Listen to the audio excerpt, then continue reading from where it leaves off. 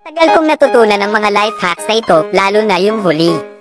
Isa, pag-uwi mo sa bahay habang umuulan, basa ang payong mo at madaling mapadulas ang sahig.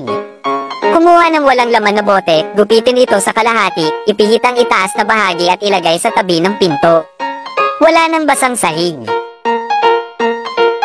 Dalawa, problema sa nasirang sintas ng sapatos. Balutin ito ng tape, gupitin ng matulis gamit ang gunting, takpan gamit ang straw, putulin ng sobrang haba, at painitin para dumikit ng maayos. Mukhang bago ulit.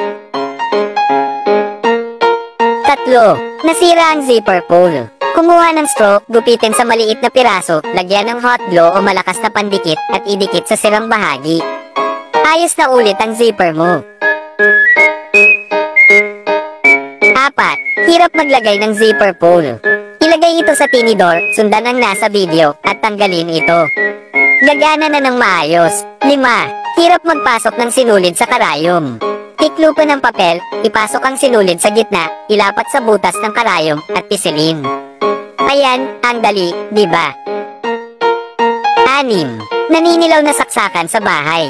Huwag hugasan ng tubig. Lagyan ng toothpaste, kuskusin gamit ang espongha, at magiging maputi ulit.